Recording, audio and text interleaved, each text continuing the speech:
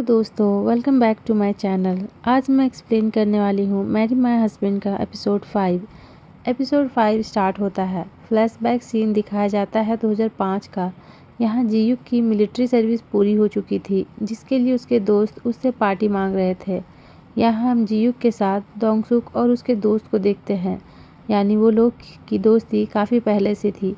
वो लोग जीयूक को लेके एक रेस्टोरेंट में जाने लगते हैं। तभी वो लोग जीवोन को सामने देखकर डर जाते हैं।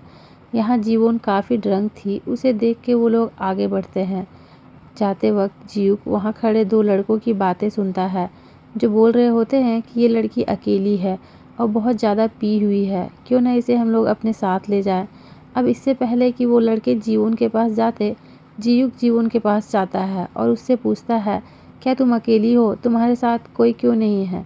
जीवोन बहुत नशे में होती है, तो वो बताती है कि मेरे डैड के डेथ के बाद से मैं बहुत अकेली हूँ। जीयूक उससे दोबारा पूछता है, तो तुम्हारे साथ तुम्हारे फ्रेंड्स तो होंगे ना, वो लोग कहाँ पर है? जीवोन कहती है, मेरा कोई भी नहीं है, मैं बहुत अकेली हूँ। नशे में होने की वजह से वो खड़ा भी नहीं रह पा रही थी। तो वो बात करते करते जीयूक से टकरा जाती है, जिससे उसका चश्मा नीचे गिर जाता है। जीयूक किसी तरह उसे खुद से दूर करता है। बिना चश्मे का जीवोन को कुछ क्लियर नज़र नहीं आता। जीवोन उसे देख के स्माइल देते हुए कहती है, तुमसे बहुत अच्छी स्मेल आ रही है। ऐसा कहते हुए वो उसके करीब जाती है और उसके शोल्डर पर काटने लगती है। यहाँ जीयूक उसे कुछ नहीं कहता। फिर हम दोनों को एक पार्क में देखते हैं। यहाँ जीयूक जीवोन को ड्रिंक ऑफर करता है। यहाँ जीयूक को पता चलता है कि उसकी माँ उससे पहले ही छोड़ के चली गई थी। जीवोन उसे बताती है कि मेरे डैड के डेथ होने के बाद मैं बहुत अकेली हूँ, सब मुझे छोड़ के चले गए और मेरे बॉयफ्रेंड से मेरा ब्रेकअप हो गया। वो बताती है कि जब वो उसके डैड की डेथ पर भी नहीं आया तो मैंने उसे छोड़ दिया। वो उसे सुमिन के बारे में भी बताती है कि मेरी एक फ्रेंड है, लेकिन जब भी मुझे उसकी ज़रूरत होती है तब वो साथ नहीं होती। इसमें जीयूक कहता है, हो सकता है वो बिजी होगी। जीवोन कहती है, मैं कितनी अनलकी हूँ, जब भी मुझे उसकी ज़रूरत होती है वो बिजी होती है। जीवन कहती है, सुमिन के आसपास होने से वो खुद को लूज़र फील करती है। वो बोलती है कि इसमें सुमिन की कोई गलती नहीं है, वो तो इतनी सुंदर है और इंटेलिजेंट है और मैं हमेशा उसके सामने एक लूज़र दिखती हूँ। तब जीयू कहता है, ऐसे लोगों से दूर हो जाना चाहिए जो आपको अनकंफर्टेबल फील करवाता हो। तुम्हें खुद के लिए ऐसे दोस्त रखने चाहिए जिनके साथ तुम कंफर्टेबल फील कर सको। जीवन उससे कहती है, क्या तुम्हें एहसास है अकेले होना कैसा लगता है? सुमिन के अलावा मेरी कोई फ्रेंड नहीं है। 3 महीने पहले जब मेरे डैड की डेथ हो गई थी, तब से मैं स्टेबल नहीं हूँ और हमेशा मुझे ऐसा फील होता है जैसे मैं चलती हुई बोट पर सवार हूँ। मुझे अपनी लाइफ में एक सॉलिड लैंड चाहिए, जिसमें मुझे महसूस हो सके कि मैं स्टेबल हूँ और मैं अकेली नहीं हूँ। और अब मेरे लाइफ में सिर्फ सुमिन ही है। अगर वो भी चली जाएगी तो मैं और ज़्यादा अकेली हो जाऊँगी और मैं अकेली हूँ, इससे सच में साबित होता है कि मैं बहुत बड़ी लूज़र हूँ। तब जीयू कहता है, अगर ऐसा है तो मैं तुमसे भी बड़ा लूज़र हूँ, क्योंकि मैं जब छोटा था तब मेरी मॉम की डेथ हो गई थी और मेरे डैड ने दूसरी शादी कर ली और मेरे लाइफ में मेरा एक छोटा भाई भी आ गया। तब से मुझे मेरी फैमिली अजनबी सी फील होने लगी और तब से मैं भी खुद को अकेला फील करता हूँ। ये सुन के जीवन कहती है, मैं तो ऐसे ही परेशान हो रही थी, मुझसे बड़े लूज़र तो तुम हो। ये तो अच्छा है कि तुम्हारे डैड ने दूसरी शादी कर ली, कम से कम तुम अकेले तो नहीं हो। जीयू कहता है, ये बात तो बिल्कुल सही है। वो बताता है कि उसके बाद भी उसके डैड अपनी फैमिली के साथ नहीं रह पाए और वो भी चल बसे। तभी जीवन कहती है, इसका मतलब तुम्हारे डैड तुम्हें नए परिवार के साथ छोड़ गए। तो यही सब बात करते करते ये दोनों यहीं पर सो जाते हैं। जब जीवन सो रही होती है तब जीयूक उसे ही देख रहा था, लेकिन जब सुबह होती है, जीयूक जब उठता है तो जीवन वहाँ नहीं होती है। वो चारों तरफ उसे देखता है पर वो नज़र नहीं आती, वो जा चुकी होती है। आगे हम देखते हैं जीयू कॉलेज के स्पोर्ट्स क्लब में जूडो की प्रैक्टिस कर रहा था डोंगसुक के साथ। वो बार बार डोंगसुक को हरा दे रहा था। इससे डोंगसुक को चिढ़ लगता है, क्योंकि डोंगसुक एक इंटरनेशनल खिलाड़ी है, वो बाहर भी खेल चुका है और जीयू आम स्टूडेंट है, फिर भी वो उसे कैसे बार बार हरा देता है। उसके बाद जब जीयू बाहर बैठा होता है तो उसे जीवोन की आवाज़ सुनाई देती है। जब वो उस आवाज़ को फॉलो करता है, वो जीवोन को देखता है। जीवोन वहाँ बैठ के बात कर रही होती है। वो बोलती है कि कल मैं किसी अनजान बूढ़े शख्स के साथ पार्क में थी, मैं वहीं लेट गई, मुझे इतना ड्रिंक नहीं करना चाहिए। वो कहती है, मैं तो छोटी हूँ पर उस बूढ़े आदमी को तो समझना चाहिए। वैसे अब मैं 23 साल की हो गई हूँ तो मुझे खुद ही अपना ख्याल रखना चाहिए। ये सब सुन के जियूक का मन करता है कि वो उसे सब कुछ बता दे, लेकिन वो खुद को रोक लेता है और सिर्फ मुस्कुराता है। आगे फिर जब वो अपने दोस्तों के साथ जा रहा होता है तब उसे एक कैट की आवाज़ आती है। जब वो नीचे झांकता है तो उसे समझ आता है कि जीवोन इसी बिल्ली से बात कर रही थी। पीछे वो अपने दोस्तों से पूछता है, क्या मैं बुढ़ा दिखता हूँ? उसके दोस्त ये सुन के हैरान हो जाते हैं। फिर जब वो लोग उसे पूछते हैं तो वो स्माइल करके दिखाता है। वो दोनों बोलते हैं ये पागल हो गया है और उसके दोस्त आगे बढ़ जाते हैं। इसी तरह जीवोन अपनी क्लास खत्म होने के बाद रोज़ उस कैट के पास आया करती थी, उसे खाना खिलाती थी और उससे बातें करती थी। जियूक भी जीवोन को देखने यहाँ आया करता था और इस तरह जियूक को जीवोन से प्यार हो गया और कभी कभी वो भी कैट के क्लोज आने की कोशिश करता था। इसी तरह दिन पार होते गए और स्नो का टाइम आ गया। जियूक ने बहुत मेहनत से कैट के लिए एक घर बनाया। जब जीवोन ने ये देखा तो उसे बहुत अच्छा लगा। दिन बीतते गया, कभी जीवोन कैट के लिए कुछ लाती तो कभी जियूक। और एक दिन वो कैट अपने घर से निकल के रोड पर आ गई। उस बिल्ली को बचाने में जियूक का एक्सीडेंट हो जाता। जियूक सोचता है उसे कितने मौके मिले लेकिन उसने सारे गंवा दिए। वो कभी हिम्मत नहीं कर पाया जीवोन से बात करने की। आगे हम देखते हैं सीन शिफ्ट होता है 2011 में, जहाँ जियूक पूरी तरह से मैच्योर हो चुका था और उसने कंपनी भी ज्वाइन कर ली थी। तब उसकी मुलाकात एक बार फिर से जीवोन से हुई। वो उसी कंपनी में काम कर रही थी। जियूक उसे एक ही बार देख के पहचान जाता है, लेकिन जीवोन उसे नहीं पहचान पाई। फिर जियूक को लगने लगा कि दोबारा से उसके पास एक चांस है, लेकिन फिर उसे जल्दी ही एहसास हो गया कि उसने बहुत देर कर दी है, क्योंकि अब जीवोन के लाइफ में मिनहान आ चुका था और तब से लेके वो जीवोन को अपने दिल की बात कभी नहीं बता पाया और वो बस दूर से ही उसे देख के खुश रहने लगा। तभी उसकी आंखें खुलती है और वो 2013 में होता है। वो सोचता है उसे एक चांस मिला है और वो इस चांस को नहीं जाने देगा। सीन शिफ्ट होता है प्रेजेंट डे में, जहाँ जियूक ऑफिस एंटर करता है। सभी लोग उसे देख के दंग रह जाते हैं। वो बहुत हैंडसम लग रहा होता है अपने न्यू लुक में। सभी लड़कियों के साथ साथ लड़कों की भी नज़र उससे नहीं हट रही थी। सुमिन भी उसे देखे जा रही थी। वो जीवोन के पास जाके कहता है, शायद तुमने सही कहा था, मैं आज अच्छा फील कर रहा हूँ। और जीवोन उसे स्माइल देती है। दोनों की बॉन्डिंग देख के मिनहान को जलन होता है। जब जियूक वहाँ से चला जाता है तो मिनहान वहाँ आके उससे पूछता है उसने ऐसा क्यों किया, और वो जीवोन को साइड में लेके जाता है और उससे कहता है, मैंने तुमसे कहा था ना ये जियूक तुम पे लाइन मार रहा है। देखा ना उसने सीधे आके तुम्हारे पास रुका और तुम्हें भी क्या ज़रूरत थी उसे स्माइल देने की। इसमें जीवोन कहती है, ऐसा कुछ भी नहीं है और वैसे भी उसकी गर्लफ्रेंड है। मिनहान कहता है, तुम लड़कों को नहीं जानती, मैं एक लड़का हूँ इसलिए मैं जानता हूँ। लड़के हमेशा अपनी वाइफ और गर्लफ्रेंड के साथ चीट करके दूसरी लड़कियों के साथ सेटिंग करना ही चाहते हैं। जीवोन उससे कहती है, यानी कि तुम्हारी तरह। मिनहान उससे कहता है, ये तुम क्या कह रही हो? तो जीवोन कहती है, सब आदमी ऐसे ही होते हैं। मिनहान कहता है, मुझे छोड़ के। वो उससे कहता है, तुम उसे ज़्यादा भाव नहीं दिया करो। तभी वहाँ मिस यांग और यून आ जाती है।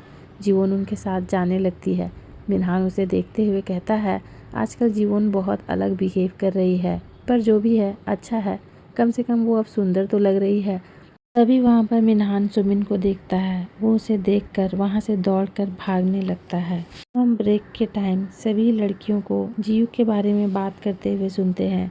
वो बोल रहे होते हैं कि उसकी शोल्डर, बैक और हाइट सब मिलाकर वो कितना हैंडसम लग रहा था। उन्होंने आज तक अपने बॉस पर ध्यान ही नहीं दिया कि वो कितने हैंडसम हैं। इधर हम मिस यांग, जीवोन और यून को भी देखते हैं।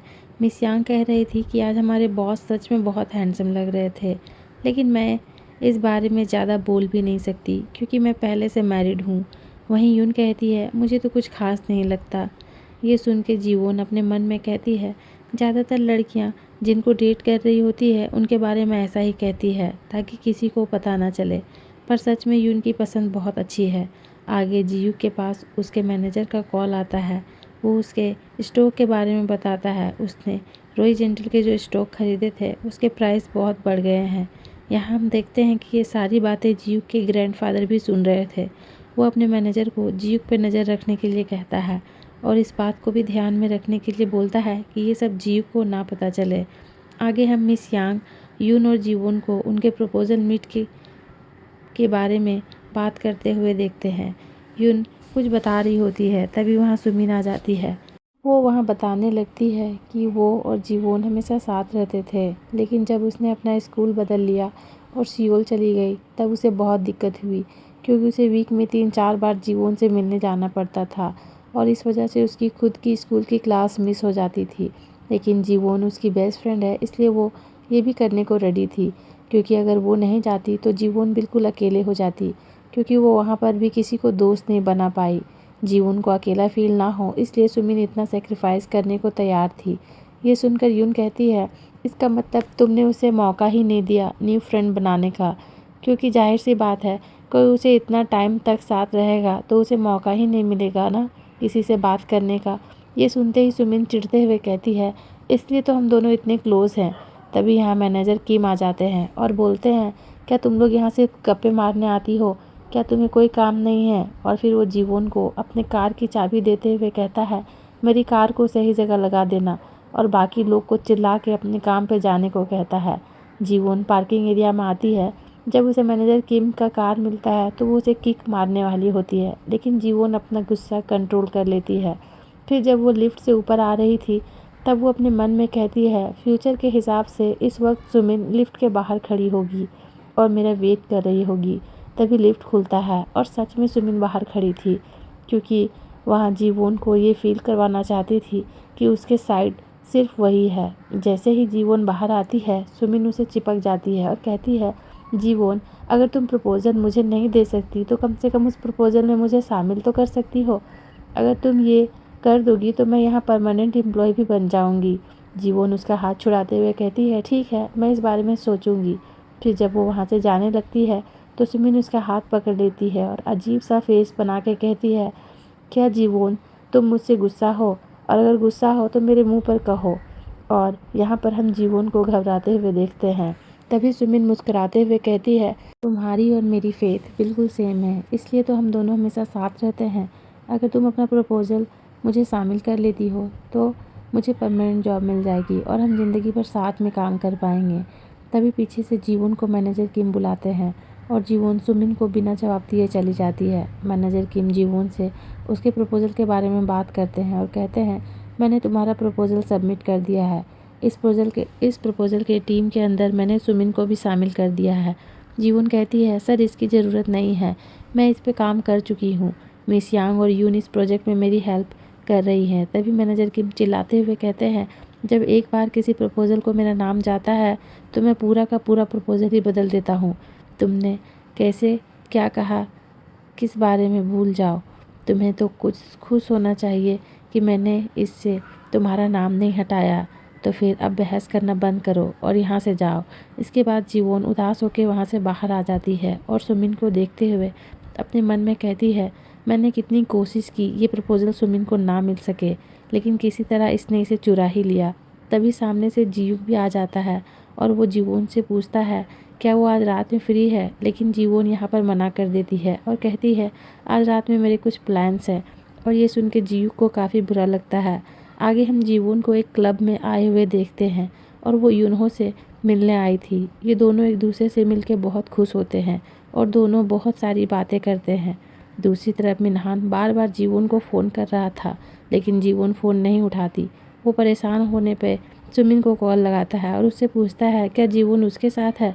और यहाँ सुमिन फिर से अपना चाल चलती है और कहती है, मुझे तो लगा वो तुम्हारे साथ गई होगी, क्योंकि वो इतने अच्छे से तैयार हुई थी, तो मुझे लगा तुम लोग डेट पर जा रहे होगे। ये सुन के मिनहान हैरान हो जाता है और कहता है, पर वो तो मेरे साथ नहीं है। इस पर सुमिन कहती है, पर वो तो बहुत पहले निकल गई थी। वो कहती है, वैसे बुरा मत मानना, उसका फैमिली नेचर ही ऐसा है। उसकी मॉम का भी तो यही हाल था, शादीशुदा होने के बाद भी उनका दूसरे आदमी के साथ अफेयर था। ये सुनते ही मिनहान हैरान होता है और कहता है, मुझे तो इसके बारे में जीवोन ने कभी नहीं बताया। और फिर सुमिन फिर से उसे अपना मासूमियत जाहिर करते हुए कहती है, देखो, मुझे नहीं पता था कि जीवोन ने तुम्हें ये नहीं बताया, मुझे माफ़ करना, मुझे तुमसे ये बात नहीं करनी चाहिए थी। वो कहती है, वैसे मिनहान, हमारे पेरेंट्स से भी हमें कुछ गुण मिलते हैं, लेकिन तुम परेशान मत हो, जीवोन ऐसा कुछ नहीं करेगी और ऐसा बर्ताव करो जिससे तुमने ये बात सुनी ही नहीं। इसमें मिनहान उसे ओके कह के कॉल रख देता है और सुमिन खुश हो रही थी क्योंकि उसने अपनी चाल तो चल दी थी। दूसरी तरफ यूनहो जीवोन का लिखा हुआ लेटर उसे दिखाता है जिसमें बहुत ही गंदे वर्ड्स लिखे हुए थे। उसमें लिखा हुआ था, तुम्हें क्या लगता है तुम्हें हर कोई पसंद कर लेगा क्योंकि तुम बहुत पॉपुलर हो। तुम्हें जब भी देखती हूँ मुझे उल्टी आती है। आज के बाद मुझसे बात करने की कोशिश मत करना। ये सब पढ़कर जीवन को बहुत ही हैरानी होती है क्योंकि ये हैंड राइटिंग तो उसकी थी पर उसने ये लिखा नहीं था, यानी कि सुमिन उसका हैंड राइटिंग कॉपी कर सकती थी। वो इन्हों को बता देती है कि उसने ये लेटर कभी नहीं लिखा। फिर जब वो दोनों बाहर आने लगते हैं तो वो दोनों एक दूसरे के बहुत क्लोज आ जाते हैं। बाहर आने के बाद जीवन अपने मन में कहती है, काफ़ी लंबा टाइम बीत गया और हम दोनों गलतफहमी के कारण दूर हो गए, लेकिन अब कुछ नहीं हो सकता। फिर वो यूनहो से कहती है, मेरा एक बॉयफ्रेंड है, मैं रिलेशनशिप में हूँ। ये सुन के यूनहो कहता है, वही तुम्हारा बॉयफ्रेंड है क्या जो बड़े बड़े चश्मे लगाता है और महंगी सी वॉच पहनता है। यूनहो यहाँ पर जियू की बात कर रहा था, उसके फिजिकल अपीयरेंस की डिटेल देता है तो जीवन समझ जाती है कि वो जियू की बात कर रहा है। वो उससे पूछती है, तुम उसे कैसे जानते हो, क्या तुम उससे मिले हो। यूनहो उसे बताता है कि वो उसके रेस्टोरेंट में आया था और उसी ने उसे रीयूनियन पार्टी के बारे में बताया था। फिर जब जीवन उससे पूछती है, पर वो तुम्हें कैसे जानता है, इसमें यूनहो कहता है, ये तो मैंने उससे पूछा ही नहीं और मैंने ये इसलिए नहीं पूछा क्योंकि वो तुम्हारे बारे में बहुत फिक्र कर रहा था, तो मुझे लगा शायद वो तुम्हारा बॉयफ्रेंड होगा। और यहीं पर हम जियू को देखते हैं जो दूर से उन दोनों को देख रहा था। वो उन दोनों को हंसते हुए देखता है जिससे उसे बुरा लगता है और वो आगे निकल जाता है। फिर नेक्स्ट सीन में दिखाया जाता है यूनो अपने रेस्टोरेंट में अकेले बैठ के ड्रिंक कर रहा होता है। तभी वहाँ उसका मैनेजर आ जाता है और वो उससे पूछता है, क्या उस लड़की ने फिर से तुम्हें रिजेक्ट कर दिया। यूनो कहता है, नहीं, वो पहले से ही किसी के साथ रिलेशनशिप में है। खैर अब इन सब बातों का क्या फ़ायदा। वहीं दूसरी ओर जीवोन मेडिकल में वहाँ से अपने लिए मेडिसिन लेके जीवोन वहाँ से घर जा रही थी। तभी उसे एहसास होता है कोई उसका पीछा कर रहा है और वो उस चीज़ से डर के भागने लगती है। तभी अचानक से उसके सामने मिनहान आ जाता है और जीवन उसे देख के बहुत डर जाती है और उसे कहती है, उसने अचानक आकर उसे डरा क्यों दिया। तब मिनहान कहता है, मैं तुम्हें डरा नहीं रहा था। और ये सब बातें छोड़ो, मुझे ये बताओ तुम मेरा कॉल क्यों नहीं उठा रही थी और ऑफिस के बाद तुम सुमिन के साथ भी नहीं गई तो तुम कहाँ पर गई थी। जीवन उसे एक्सक्यूजेस देने लगती है तो मिनहान उसके सामने आके कहता है, तुमने इतना मेकअप क्यों कर रखा है और तुम तो ब्लश भी कर रही हो।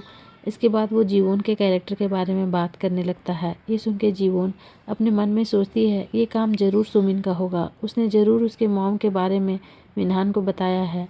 जीवन उससे कहती है, ऐसा कुछ नहीं है। तभी मिनहान उसे स्मेल करने लगता है और बोलता है, तुमसे जिस परफ्यूम की स्मेल आ रही है वो तो तुम यूज़ नहीं करती। तभी जीवन उसे दूर हटा के जाने लगती है। तभी मिनहान उसका हाथ पकड़ लेता है और उसे डराते हुए कहता है, मैं सच जानना चाहता हूँ, तो सच सच बताओ तुम किसके साथ थी। मिनहान ने जीवन का हाथ बहुत ज़ोर से पकड़ रखा था जिससे जीवन को दर्द भी हो रहा था। वो बार बार मिनहान से हाथ छुड़ाने की कोशिश करती है पर नहीं कर पाती। तभी यहाँ जीयू आ जाता है और वो उसे पटक देता है। फ्लैशबैक में हम देखते हैं जब जीयू घर जा रहा था तो उसने कई बार जीवन को कॉल किया था, लेकिन जीवन ने अपना फ़ोन स्विच ऑफ कर रखा था क्योंकि मिनहान के कॉल से वो परेशान हो चुकी थी। कॉल नहीं उठाने पे जीयू परेशान हो गया और उसने यू टर्न ले लिया और अब जब मिनहान नीचे पड़ा हुआ था तो सामने जीयू को देखता है और वो गुस्साते हुए कहता है, आप यहाँ क्या कर रहे हो। तभी जीयू फ्यूचर को याद करता है कि इसी की वजह से जीवन की डेथ हो गई थी, इसलिए जीयू उसे गुस्से में उसका कॉलर पकड़ता है और जीवन उसे रोकने के लिए आगे आती है। तब जीयू उसे छोड़ देता है और मिनहान वहाँ से भागने लगता है। आधे दूर जाने के बाद वो सोचता है, आखिर मैं क्यों भाग रहा हूँ और वहाँ जीयू क्या करने आया था। मिनहान गुस्से में वहाँ पड़े सामान पर किक मारता है और स्लिप होकर गिर जाता है। दूसरी तरफ जीवन ये सोचती है कि लड़ाई में मिनहान मुझे छोड़ के भाग गया, कैसा पागल आदमी मेरा पति था। तभी जीयू उसके लिए ड्रिंक लेके आता है और जीवन उससे बहुत सारे सवाल पूछने लगती है कि वो यहाँ क्या कर रहा था। जीव कहता है, मुझे इस एरिया में कुछ काम था। जीवन कहती है, कौन सा काम।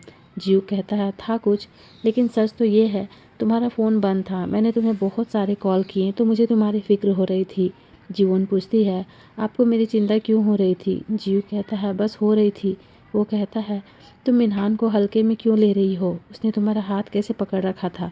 जीवन कहती है, ये सब मैटर नहीं करता, आप ये बताइए आपको मेरी चिंता क्यों हो रही थी। तब जीयूक उसे बता देता है कि मैं तुम्हें पसंद करता हूँ। ये सुनते ही जीवोन इमोशनल होकर कहती है, मुझे लगा था मिनहान सबसे बुरा आदमी है, लेकिन आप तो उससे भी बुरे हैं।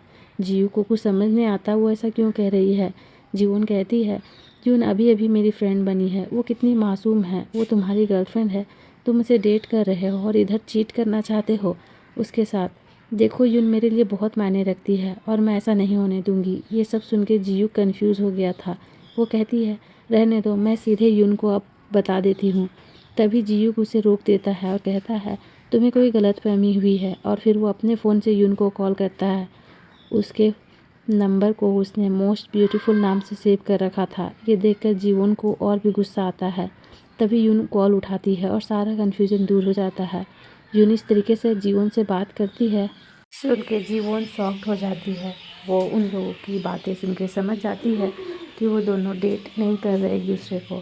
फिर उसे समझ आता है कि वो दोनों सरनेम भी एक सा यूज़ करते हैं। जीयूक उसे क्लियर करता है कि वो दोनों भाई बहन हैं। ये सब सुन के जीवोन बहुत एम्बैरेस फील करती है और जीयूक से बहुत बार सॉरी कहती है। फिर जब जीयूक उसे घर छोड़ता है तो वहाँ पे वो उसके लिए थैंक यू कहती है। जीयूक उसके बहुत क्लोज आते जाता है, जिससे जीवोन को समझ नहीं आता कि वो क्या करे। धीरे धीरे वो उसके और नज़दीक आते जाता है और उसके कंधे पे वो गिर जाता है और यहीं पे ये एपिसोड ख़त्म हो जाता है। दोस्तों वीडियो आपको अच्छी लगी हो तो वीडियो को लाइक और चैनल को सब्सक्राइब ज़रूर करें।